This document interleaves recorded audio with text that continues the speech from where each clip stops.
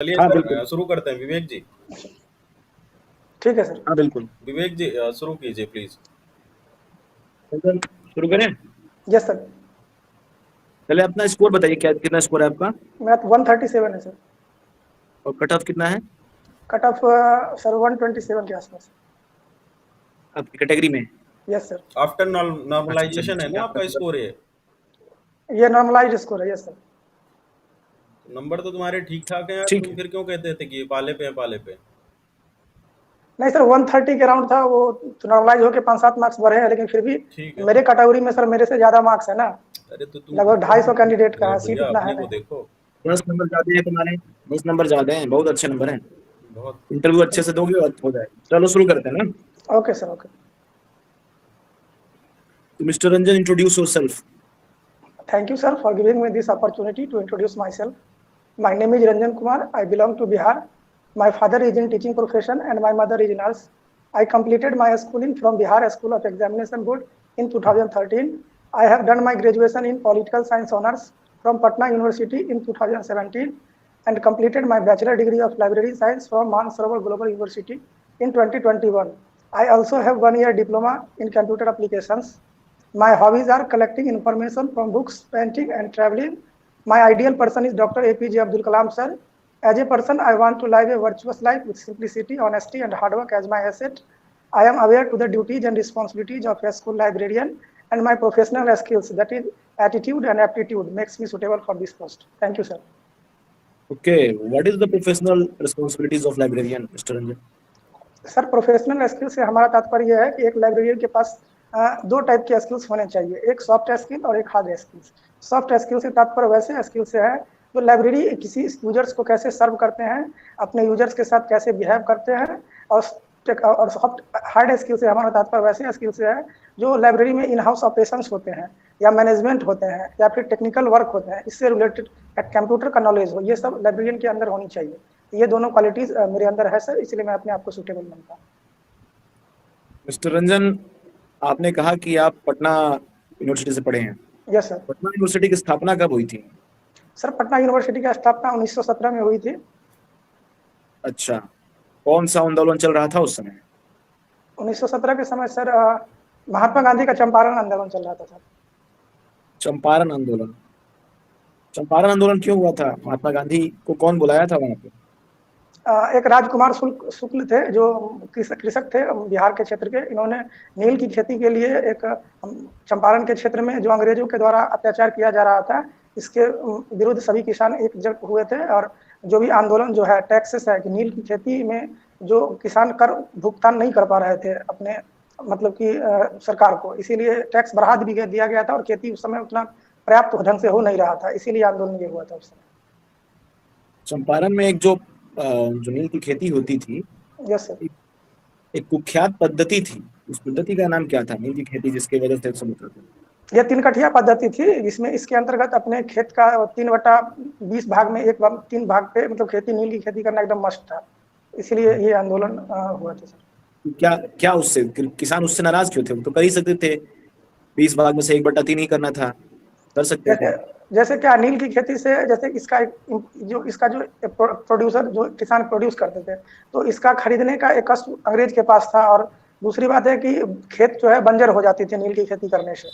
और इसमें जो पर्याप्त जितना उनका संसाधन लग रहा था उस रेशियो में उनको मुनाफा नहीं हो रहा था, इसलिए वो इससे नाराज थे किसान वहाँ के। रंजन, आपने ये बताया कि 1917 में स्थापना हुई थी। उस यस। समय गांधी जी आए थे, ठीक है। Yes sir. आपका अच्छा ग्रेजुएशन में क्या सब्जेक्ट रहा है? Political science honours. Political science. तो और भी अच्छी बात है। 1917 के आसपास और देश और विश्व में क्या घटनाएं घटित हो रही थी? उस समय 17 के आसपास, 18 में सर गांधी जी चंपारण से शिफ्ट होकर के खेरा की तरफ आंदोलन हुआ था, अहमदाबाद में आंदोलन हुआ था। 1919 में सर ये जलियांवाला बाग हत्याकांड हुआ था और 20 में असहयोग आंदोलन हुआ था। विश्व में क्या घटना हो रही थी? विश्व के समय ये सर वर्ल्ड वार का ये था, 1914 से 1918 के बीच वर्ल्ड वार हुआ था सर। ठीक ठीक ठीक। आप पॉलिटिकल साइंस से फिर लाइब्रेरी साइंस की तरफ क्यों आए? आप चाहते तो पॉलिटिकल साइंस पे एमए करके फिर आगे आगे करियर देख सकते थे। सर ये ग्रेजुएशन के बाद मैं तैयारी में था और जनरल कंपटीशन की तैयारी में ही था, और मैं एक प्राइवेट स्कूल से जुड़ा हुआ था, वहाँ पढ़ने और पढ़ाने का काम वहाँ मैं कर रहा था। और मेरा उसके बाद मैं सर 2020 में जो लॉकडाउन हुआ उस समय मुझे ऐसा महसूस हुआ कि प्राइवेट नौकरी करने से अच्छा है कि हमें कुछ स्थायित्व जीवन में मिले, इसलिए मैंने सर सरकारी नौकरी की तरफ शिफ्ट किया और तैयारी में भी था। तो लाइब्रेरी कोर्स जो है एक 1 ईयर का कोर्स है।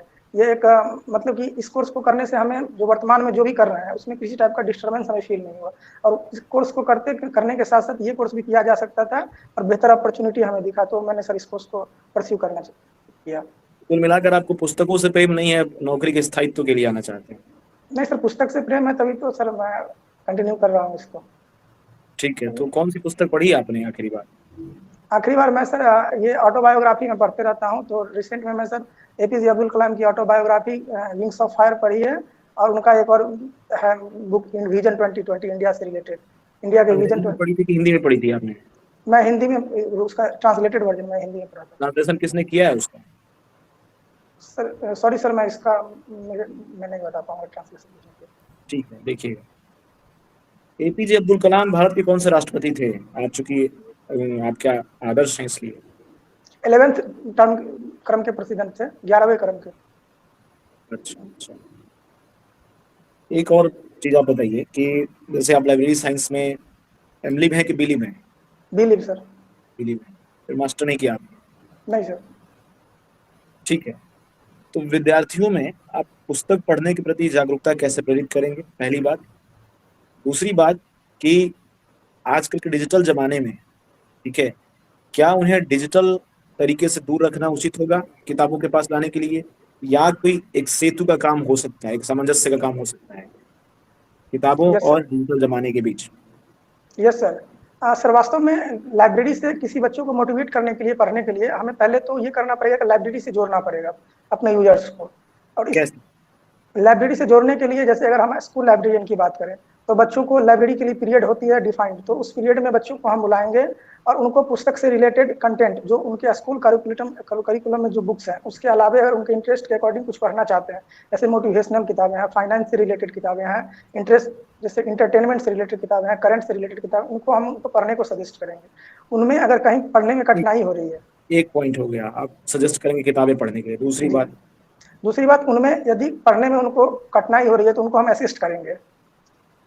क्या असिस्ट बच्चे करेंगे?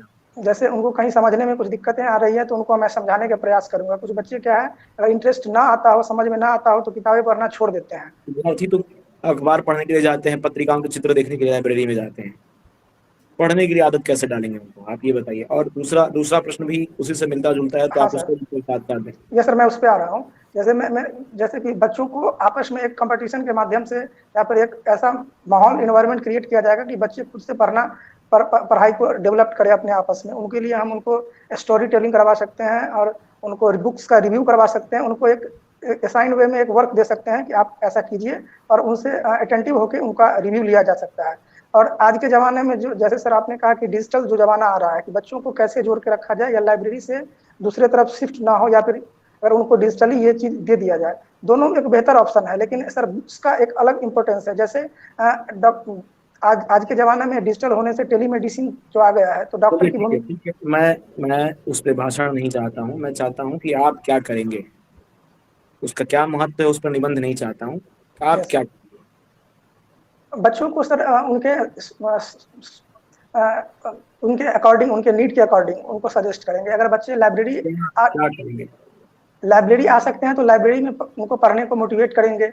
अगर बुक्स डिजिटल। आप बार बार वही बात बोल रहे हैं, यस सर। सजेस्ट करेंगे, मोटिवेट करेंगे, असिस्ट करेंगे, यस। ये अच्छे शब्द सुनने में है, पर आप उसका पॉइंट वाइज उत्तर दें कि आप करेंगे क्या, सजेस्ट, मोटिवेट और असिस्ट में क्या करेंगे? इसमें जो है एक्टिविटी की बातें हो रही हैं, ठीक है, तो आप कौन कौन सी एक्टिविटी एक्टिविटी है। करवा सकते हैं? एक्टिविटी में क्या करेंगे? एक्टिविटी में सर लाइब्रेरी में हम लाइब्रेरी ओरिएंटेशन प्रोग्राम करवा सकते हैं, जिससे कि बच्चों लाइब्रेरी को जाने। दूसरी बात कि एक ऐसा माहौल, जैसे बुक्स रिव्यू का माहौल क्रिएट करवा सकते हैं, बच्चों में आपस में कंपटीशन का माहौल आएगा।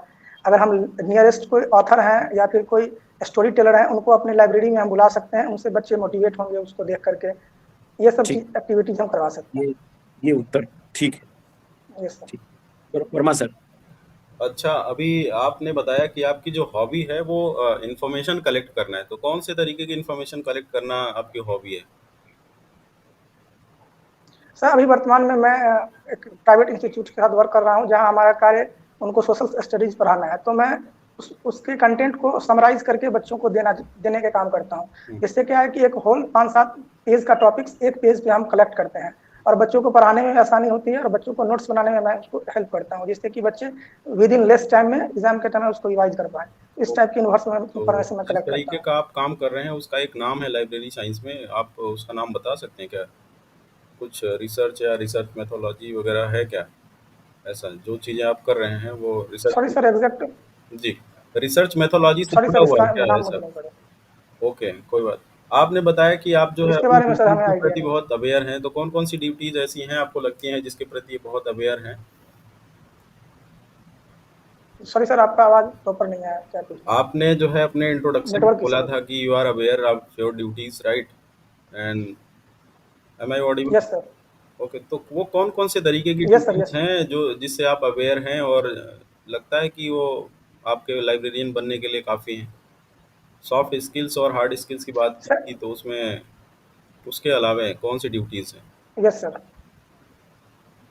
सर स्कूल लाइब्रेरियन को सर बच्चे क्या है कि एक उस समय नए नए रीडिंग को सीख रहे होते हैं, तो बच्चों को मेन मेरा ये प्रायोरिटी होना चाहिए कि बच्चों को लाइब्रेरी से जोड़ें, और उनको पढ़ने को असिस्ट करें, उनको सजेस्ट करें। अगर लाइब्रेरी से बच्चे जुड़ेंगे तो पठन पाठन के माहौल में आएंगे। दूसरी बात, उनको जो स्कूल करिकुलम एक्टिविटीज़ हैं उसके अलावा भी अगर उनके इंटरेस्ट के अकॉर्डिंग हम उनको उनके हॉबीज़ के अकॉर्डिंग पढ़ने को उनको सजेस्ट करेंगे। और एक और कार्य जो एक लाइब्रेरियन स्कूल लाइब्रेरी को होना चाहिए कि अपने टीचिंग स्टाफ्स या स्कूल एक्टिविटीज़ में उनको सपोर्ट करना चाहिए। ये हमारा कहने का तात्पर्य था। जो अच्छा। इन हाउस ऑपरेशंस के अलावा जो हमारा जो टेक्निकल हुँ। काम लाइब्रेरियन का एक काम जो लाइब्रेरी में करते हैं, उसके अलावा मैं इन कार्यों को करना एक इनमें आना चाहिए सर। अच्छा। अच्छा, ये बताइए एक स्कूल लाइब्रेरी को मैनेज करने के लिए कम से कम क्या-क्या चीज़ें एक लाइब्रेरियन को आनी चाहिए? सर उनको जो इन हाउस ऑपरेशंस वर्क होते हैं, जैसे सर एक्विजिशन, सर्कुलेशन या कंप्यूटर का नॉलेज, लाइब्रेरी मैनेजमेंट का नॉलेज, ये सब होनी चाहिए।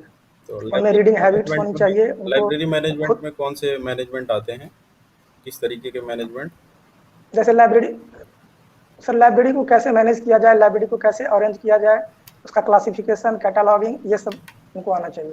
अच्छा। बुक्स को कैसे अरेंज किया जाए, और लाइब्रेरी में जो जो जैसे कि बच्चे आते हैं तो उनको उनके नीड के अकॉर्डिंग बताना चाहिए कि हाँ आपकी रिलेवेंट बुक कहाँ पे रखी है, क्योंकि बच्चे हमारी टेक्निक से हो सकता है अवगत ना हो हुँ, कि हुँ। बुक्स कहाँ है। तो उनको बताना और उनको लाइब्रेरी के बारे में समझाना, और लाइब्रेरी की जो सुविधाएं हैं उनको बेहतर वे में उनको बताना कि वो यूजर्स बन पाए लाइब्रेरी के। ठीक है।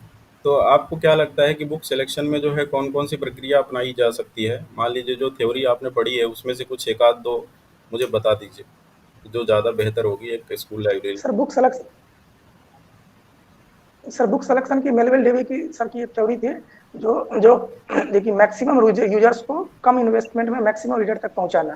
ठीक। ये एक बुक सिलेक्शन की थ्योरी हमें बेस्ट लगती है। एक ऐसा एक क्यों मैक लगता है? कॉल्विन की थ्योरी है, डिमांड एंड सब। ऐसा क्यों लगता है आपको? इसमें क्या है कि सर ऐसे पुस्तक का चयन करना चाहिए जिससे कि मैक्सिमम नंबर ऑफ यूजर्स को सर्व किया जा सके। अगर हमारे पास सीमित संसाधन है तो मैक्सिमम यूजर को हम अपने बुक्स के माध्यम से अवेयर कर सकते हैं। तो ये होना चाहिए। अगर हम महंगी किताबें खरीद लेते हैं तो उसको पढ़ने वाले कम यूजर होंगे, तो इससे क्या है कि हमारी सुविधाएं कम यूजर तक पहुंचेंगी। हुँ, तो इससे बेहतर है कि हम मैक्सिमम यूजर को सर्व करें। ओके। ठीक है, तो आप ई-ग्रंथालय के बारे में जानते हैं? Yes sir. जी। तो ई-ग्रंथालय 3.0, 4.0 के बीच में क्या डिफरेंस है? सर 3.10 वर्जन जो है वो लैन बेस्ड था, और 3.4 वर्जन जो है ये टोटली वेब बेस्ड है। इसको हम इंटरनेट से एक्सेस कहीं से भी कर सकते हैं। लैन और और थ्री वेब पॉइंट में जीरो क्या के डिफरेंस लिए है? हमको लैन है सर कि लोकल एरिया नेटवर्क पे वर्क करता है, उसको हम उसी जगह पे जाके हमको यूज करना होता है। हुँ, वो बिना इंटरनेट के भी वर्क कर सकती है। लेकिन वेब फॉर्म में क्या है कि उसको हम डिजिटली ये इंटरनेट के माध्यम से किसी भी जगह से एक्सेस कर सकते हैं। तो ये सुविधाएं बेसिक दोनों में अंतर है सर। अगर आपको बहुत ही सस्ते में जो है लाइब्रेरी का मैनेजमेंट डिजिटाइजेशन करना हो, राइट? आपको एक लाइब्रेरी मिल गई है और यस। उसके सोर्सेज को आपको डिजिटाइज करना है, तो आप कौन से सॉफ्टवेयर का यस सर। उपयोग करेंगे? सर डिजिटल लाइब्रेरी के लिए सॉफ्टवेयर एनआईसी डेवलप कर रखी है, ई ग्रंथालय, इस पे भी डिजिटल लाइब्रेरी का फॉर्मेट है, तो इस पे हम स्कैन करके डाल सकते हैं फॉर्मेट को, कंटेंट को, और और अपने यूजर्स का जो प्रोफाइल के अकॉर्डिंग उनको एक्सेस दे सकते हैं। ये तो पेड हो गया। रंजन जी, फ्री ई लाइब्रेरी और डिजिटल लाइब्रेरी में क्या यस सर। ई लाइब्रेरी और डिजिटल लाइब्रेरी में क्या अंतर है, उसकी परिभाषा क्या है? ई लाइब्रेरी और डिजिटल लाइब्रेरी संभवतः दोनों सर एक ही है, जिससे हम अपने रिसोर्सेस को अगर इंटरनेट पे एक्सेस करवाते हैं यूजर को, तो वो ई लाइब्रेरी का ही फॉर्म है।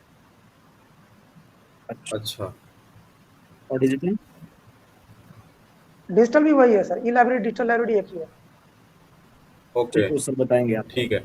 अच्छा, और दूसरी बात यह है कि कौन से फ्री ओपन सोर्स सॉफ्टवेयर आप यूज़ कर सकते हैं डिजिटाइजेशन के लिए? सर कोहा ओपन सोर्स सॉफ्टवेयर है, इसको भी यूज कर सकते हैं। ऑटोमेशन सॉफ्टवेयर ठीक है, लेकिन मैं डिजिटल लाइब्रेरी की बात कर रहा हूँ, और डिजिटल तो उसके लिए कुछ और सॉफ्टवेयर की डिजिटल जरूरत। डिजिटल लाइब्रेरी और डिजिटल लाइब अच्छा, जी। ये अच्छा, चलिए, एवरग्रीन सॉफ्टवेयर है सर, थोड़ा सा डिजिटल लाइब्रेरी। कैटलॉगिंग पे आते हैं, क्लासिफिकेशन पे। ठीक है, तो एक दो ओके स्कीम मुझे बता दीजिए क्लासिफिकेशन की। सर, डीडीसी और सीडीसीसी और यूडीसी, ये तीन main TDC, CC classification scheme और है। यूडीसी में जो मेन डिफरेंस है वो मुझे बता दीजिए, थोड़ा थोड़ा एक एक पॉइंट करके। Sir DDC purely enumerative classic schemes पे डिपेंडेंट है, ठीक और है। सीसी जो है वो क्या कहते हैं, उसमें फैसेट्स हैं जिसके अकॉर्डिंग हम बुक्स का ये करते हैं, अपना क्लास नंबर बनाते हैं। और यूडीसी क्या है कि डीडीसी का ही अपग्रेडेड वर्जन है, जिसमें कि फैसेट्स को भी इंक्लूड किया गया है उसके सेकंड पार्ट में, इसलिए थोड़ा यूडीसी से डीडीसी से यूडीसी डिफरेंट है सर। तो प्योरली इन्यूमरेटेड स्कीम क्या होती है? सर इसमें क्या है कि बने बनाए नंबर पहले से ही सब्जेक्ट के होते हैं, इसमें थोड़ा बहुत चेंजेस अलाउ होता है। और बाकी नहीं होता? प्योरली नहीं sir, DDC enumerative almost enumerative classification scheme है। हम्म प्योरली वैसे होते हैं कि जिसमें कि चेंजेस अलाउ नहीं होते हैं, हम्म जैसे कि library of Congress classification. Already numbers दिए होते हैं। ठीक है, जी तो सर। मुझे इसके शेड्यूल्स की बता दीजिए थोड़ा सा, डीडीसी के जो 10 शेड्यूल्स हैं। सर यस सर, 000 में सर ये जनरल वर्क और कंप्यूटर से रिलेटेड टर्म्स हैं, और 100 में फिलोसफी एंड साइकोलॉजी है, 400 क्या? 200 में रिलीजन है, 400? 400 लैंग्वेज है, 700? लैंग्वेज है सर, 700? 70 टेक्नोलॉजी से रिलेटेड है, अच्छा, आपको कोई टेक्नोलॉजी। इतिहास की बुक अगर उसको क्लासिफाई करना है, ठीक है, तो आप कौन सा शेड्यूल में जाओगे? 900 सर, हिस्ट्री के लिए 900। ठीक है, तो ये नोटेशन क्या चीज़ होती है? नोटेशन सर ये दो टाइप्स के होते हैं, एक मिक्स्ड नोटेशन और एक प्योर नोटेशन। जैसे कि अगर हम क्लास नंबर बनाने के लिए एक ही जैसे नंबर्स का यदि हम इस्तेमाल करते हैं तो वो प्योर नोटेशन है, और जिसमें न्यूमर और अल्फाबेटिक और एक्स्ट्रा कैरेक्टर भी यूज करते हैं तो वो मिक्स नोटेशन है तो सर। आपको लगता है कि लाइब्रेरी का जो है आजकल उपयोग बहुत कम हो रहा है? और अगर कम हो रहा है तो उसके लिए क्या क्या कदम उठाने जाने चाहिए? हाँ सर, डिजिटलाइज होने से थोड़ा बहुत इसकी उपयोगिता कम हुई है, लेकिन पूर्णतः अगर इसको कहा जाए कि अगर इसका इस्तेमाल बंद किया जाए तो ये उचित नहीं होगा, क्योंकि एक लाइब्रेरियन हमें बेस्ट सजेस्ट करेगा, गूगल हमें मिलियंस ऑफ आंसर देता है, और लाइब्रेरी में हम जाएं तो राइट कंटेंट को हम राइट टाइम में प्रोवाइड करवा सकते हैं। ठीक है। और डिजिटलाइज होने से हमें सोर्स पे खुद निर्भर करना पड़ेगा, रिलायबल है कि नहीं। नहीं तो आप क्या चीज़ें कर सकते हो? मान लो अगर आपने ना मतलब अपना पक्ष रखा और ना आपने बताया कि कम हो रहा है कि नहीं अच्छा, हो रहा लाइब्रेरी, है। जी। यस सर, लाइब्रेरी के लिए हम सर अवेयरनेस प्रोग्राम चला सकते हैं, जिससे कि यूजर्स में एक्टिव हो लाइब्रेरी के प्रति। और लाइब्रेरी का हम अपना ब्रांच लाइब्रेरी खोल सकते हैं छोटे जगहों पे, और लाइब्रेरी को प्रचार करने के लिए सर हम स्टॉल्स लगा सकते हैं और अपना पब्लिसिटी कर सकते हैं, और अपने लाइब्रेरी में हम लोकल ऑथर को बुला सकते हैं, जिससे लोग लाइब्रेरी के प्रति अट्रैक्ट हों। और हम एक लाइब्रेरी ओरिएंटेशन प्रोग्राम इसी माध्यम से कर सकते हैं कि यूजर्स हमसे कैसे जुड़े और हमारे साथ कैसे समय व्यतीत करें। इसके लिए हमको काम करना पड़ेगा, इससे यूजर्स हम तक जुड़ पाएंगे सर। तो आप जो है ये सुटेबल कैंडिडेट क्यों है इस पोस्ट के लिए?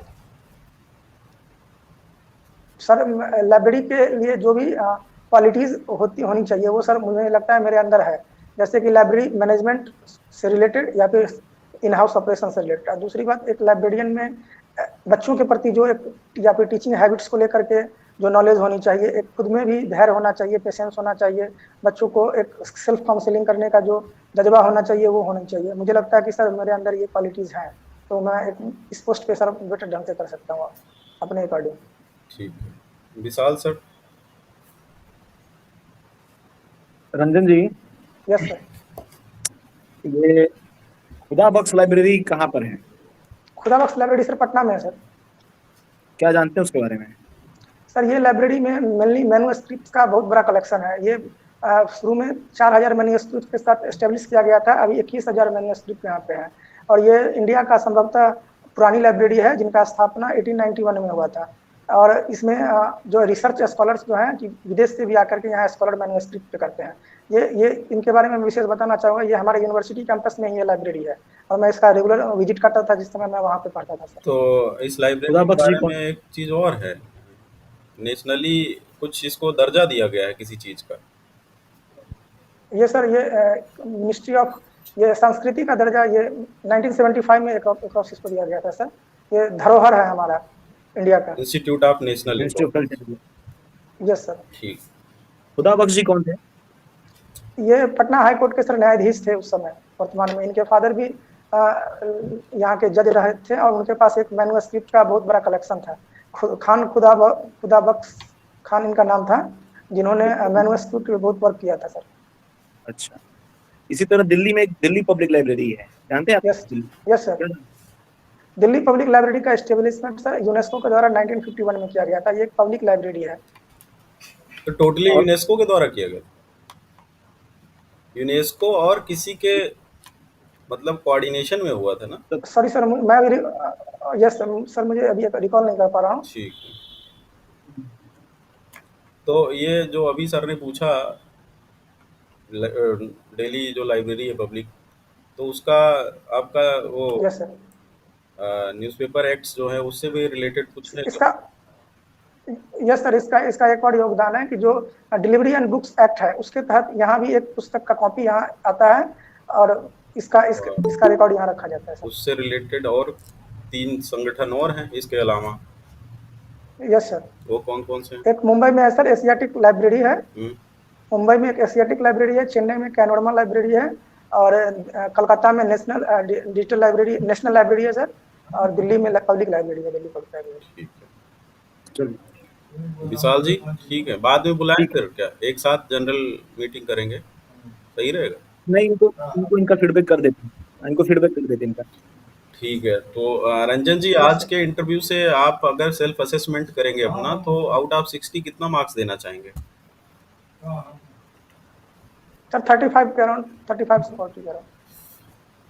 विवेक सर, 35 दोगे यार? आपका सेल्फ असेसमेंट 35 राइट। विवेक सर, आप क्या कहना चाहेंगे? आपका इंटरव्यू ठीक रहा, आपका मुझे लगता है 48-50 आना चाहिए। ठीक है। वही सेम यस सर। 45। जैसे मुझे लगा कि जैसे कि मैं बेहतर आंसर दे सकता था, लेकिन थोड़ा बहुत हो जाता है कि एक हरी में लोग होते हैं, देखो जल्दीबाजी में यार, बोलने के क्रम में परफेक्शन अपने शब्दों को सही ढंग से नहीं रख पाते हैं। परफेक्शन क्या आपका होता जो है ना। एक कमी है कि सर सर एक कमी जो आपकी है वो ये कि आपने अपना मैं पिछली बार भी आपका इंटरव्यू दिया था यस कि सर। आप अपना इंट्रोडक्शन अंग्रेजी में देते हो और उसके बाद हम तुरंत अंग्रेजी में जब पूछते हैं तुरंत हिंदी में आ जाते हो। इसका मतलब ये कि आप अपना इंट्रोडक्शन रट लिए हो। जब आप इस अंग्रेजी में चाहते हो तो अंग्रेजी में ही पूरा रिप्लाई दो। तो मैं पिछली जैसे बार भी क्या है कि कहा सर था, अंग्रेजी में सर उतना इफिशिएंट नहीं हूँ, तो तो मैं इसको सर फिर आप अपना कह करके परमिशन लेकर के कि सर मैं हिंदी में बोलूं, अच्छा फिर आप अच्छा। अपने आप स्विच मत करो। या फिर सर ऐसा करना उचित रहेगा कि इंट्रोडक्शन में भी मिक्स करूँ हिंदी और इंग्लिश, नहीं, उसको भी चेंज एक करूँ। एक भाषा दीजिए। अच्छा ठीक अच्छा है, अच्छा। तो इससे आपकी भाषा की पकड़ पता चलेगी पैनल को कि यस आपकी भाषा पर पकड़ है या नहीं। बाकी सब्जेक्ट यस कंटेंट आपका बहुत अच्छा है। ठीक है, सहजता है, बहुत अच्छी बात है। आराम से आप आंसर दे रहे हैं बिना घबराए और आज आपने काफी अच्छा परफॉर्म किया है। बाकी जो बैकग्राउंड है पटना यूनिवर्सिटी का, खुदा बख्श का, आपने काफी अच्छे से प्रिपेयर करके रखा था यस कि सर। इससे रिलेटेड कोई भी चीज पूछा जाएगा, तो आप यस पहले सर। से ज्यादा प्रिपेयर्ड आज हैं। हाँ सब्जेक्ट सर। की नहीं, सब्जेक्ट की नॉलेज है इनको काफी। थोड़ा सर मैं सर ई जैसे सर लाइब्रेरी। मेरा क्या है ना कि जैसे क्वेश्चन खत्म नहीं होता है, मैं एक हाँ हरी में बोलने लगता हूँ सर। हाँ, थोड़ा मुझे लगता है कि इसको अगर बेहतर वे में सुनने का थोड़ा सा हाँ वो इसको इसको पेशेंस या थोड़ा कहें या फिर पॉज लेना पड़ेगा, वो घबराहट ऐसे इसको फ्रेम करके अगर मैं बोलूँ तो बेहतर बोल पाऊंगा। ऐसे फ्रेम क्या है करके कि बोलना नहीं सांस लेकर के चाहिए। आपको। एक्चुअली क्या है कि हाँ देखो, 1-2 सेकंड का पॉज मैं पहले ही बता चुका हूँ। 2-3 सेकंड का पॉज, सवाल खत्म हो जाने दीजिए। हो सकता है इंटरव्यूअर पूछ रहा है, बीच में रुक गया, कुछ और ऐड करना चाहता है सवाल में, ठीक है। Yes sir. तो इसलिए पॉज कर लीजिए 2-4 सेकंड यस का, सर। उसके बाद बोलिए। और जो बेसिक डिफरेंस होता है ई लाइब्रेरी में और डिजिटल लाइब्रेरी में, जो ज़्यादातर लोग, तुम्हारी बात ही नहीं कर रहा हूँ, नहीं पता है, ई लाइब्रेरी के यस सर। जो ई लाइब्रेरी है वो बहुत ब्रॉड एस्पेक्ट है, ठीक है। तो ई लाइब्रेरी के अंदर ही यस सारे सर। जितनी भी, अगर जिस लाइब्रेरी में इंफॉर्मेशन टेक्नोलॉजी का यूज हो रहा है, समझ लो वो ई लाइब्रेरी हो गई है, ठीक है। तो ई लाइब्रेरी के यस अंडर में सर। ही सारे आते हैं। डिजिटल लाइब्रेरी हो गया, ऑटोमेटेड लाइब्रेरी हो गई, आपकी वर्चुअल लाइब्रेरी हो गई, जो भी है वो सब उसी के अंडर में ही आते हैं। तो बाकी हम लोगों को तो, मुझे तो नहीं लगता कि कोई दिक्कत मुझे समझ में आई है, ठीक है। जो भी चीज़ें हमने पूछा अच्छे से जवाब दिया है आपने। और सर सब्जेक्ट के रिलेटेड और भी कुछ पढ़ने की जरूरत है। मुझे लगता है कि बिलिस से रिलेटेड जितना ही पूछा जाए उसको, वो मेरा सिलेबस कवर्ड है। सब्जेक्ट यार कितना काफी है, पढ़ोगे, काफी है यार, बहुत है काफी है, यार। बस घबराइए मत। अब खुदा बख्श लाइब्रेरी से ठीक सर है, ने बहुत सारे सवाल ऐसे किए हैं जो ज़्यादातर लोगों को नहीं आते, जनरली आपको नहीं पता पता होते, नहीं पता नहीं होते। सर, ये लाइब्रेरी हमारे शहर में है, तो सर हमको इसके बारे में जानना जरूरी है सर, है। बहुत इसलिए मैंने बिल्कुल इसको बात है। पहले से पढ़ा है। मैं वही कह रहा हूँ कि आप प्रिपेयर्ड हो पहले से, बस आप थोड़ी ना घबराहट को कम करके हाँ, आगे थोड़ा बढ़िए, बहुत ठीक है। एनजाइटी है, थोड़ा बहुत बोल वो जो है, है हारी थोड़ा में मैं एंग्जाइटी बोलता हूँ। दिखाई पड़ती है अभी थोड़ी भी सी, नहीं बोल रहा। वो ठीक हो जाएगी धीरे ये धीरे। सर कम्युनिकेशन पे थोड़ा मुझे लगता है। अरे भाई, यही तो कह रहा हूँ कि पहले सुन तो लो, यही यस थोड़ा सा सर। सुन लो, उसके बाद आगे, ठीक है। ये यस सर। सुनने की आदत डाल लीजिए ना, तो आराम से सुन लोगे, फिर आराम से रिप्लाई करोगे, ठीक है। कम्युनिकेशन भी ठीक है, यस हम लोग ये नहीं बहुत कर अच्छा रहे हैं कि करिएगा। आप अंग्रेजी या हिंदी में ही बात करो। मान लो अगर स्विच कर रहे हो लैंग्वेज को, तो आप परमिशन ले लो, बस हो गया काम, ठीक है। वहाँ पर यस सर। अलाउड है, ऐसा नहीं है कि जो स्ट्रिक्टली जो है मना करते हैं।